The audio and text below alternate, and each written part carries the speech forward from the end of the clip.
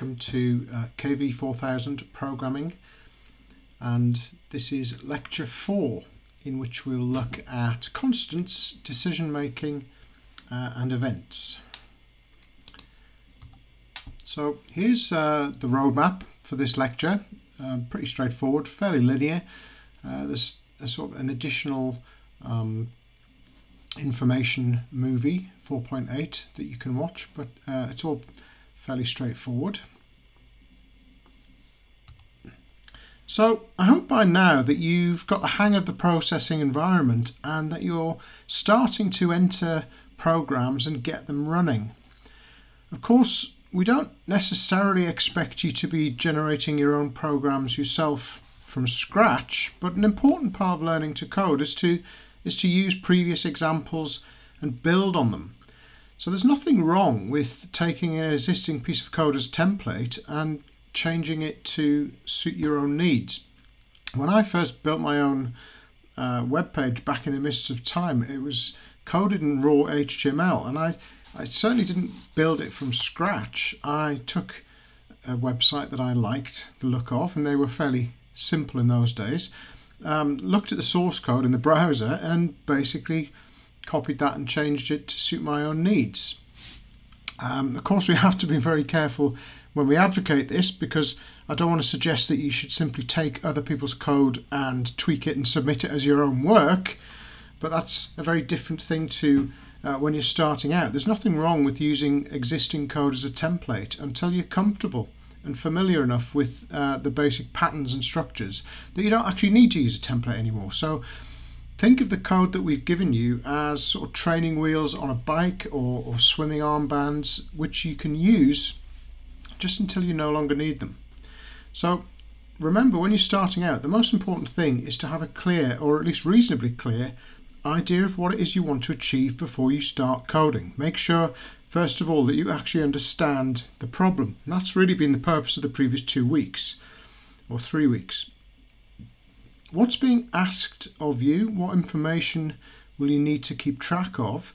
And are there any features of the problem that allow you to simplify either it or the solution?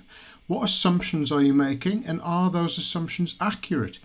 More importantly, what's your plan to solve the problem? What's your algorithm? So asking yourself all of these questions every time you set out to write a new program will save you an awful lot of time, energy and potential pain. So write things down. Get a piece of paper or use an electronic notepad or whatever. Sketch out ideas, screen plans and other things that you'll need. I'm always amazed at the number of people I see in programming workshops who don't have a pad of paper and a pen or pencil next to them, or some electronic equivalent where they're sketching things down. So unless you're a super genius who can keep absolutely everything in your head, and I certainly wouldn't call myself one of those people, then you need to be able to sketch ideas down, whether that's on paper or electronically. And it's just not reasonable to expect yourself to be able to remember everything you need to know. So get things out of your head and into a system. Get into the habit of sketching out your rough algorithm on a piece of paper or electronically before you start coding. Turn it almost into a ritual that you can't fire up processing until you have something written down in terms of a rough plan. So in last week's workshop, we looked at the example of a diagonally moving ball, and the code for that is now visible in last week's workshop folder, and here it is for reference. I realise that your tutor may have gone through the code in the workshop, but I don't think it'll hurt to go through it again. So the problem is basically to extend the linear row of balls going from left to right, so that we've drawn a row of balls that go diagonally. So the first question is, what additional piece of information do we need to keep track of? Well, given the most straightforward solution to the problem, we need to keep track of not just the x coordinate of the ball, but the y coordinate of the ball as well, as we're now moving in 2 dimensions rather than just 1. And that's the insight that thinking about the problem before we start coding can give us. What's changed about this problem compared to a problem that we know how to solve? Well, what's changed is the move from 1 dimension to 2 dimensions, which immediately suggests that we need to keep track of an additional coordinate. So we declare two in total integer variables, and in setup we set the size of the drawing canvas, set the fill color to purple, the stroke line to white, the stroke width to 3 pixels and so on. And we also initialize the initial location of the circle to 50-50.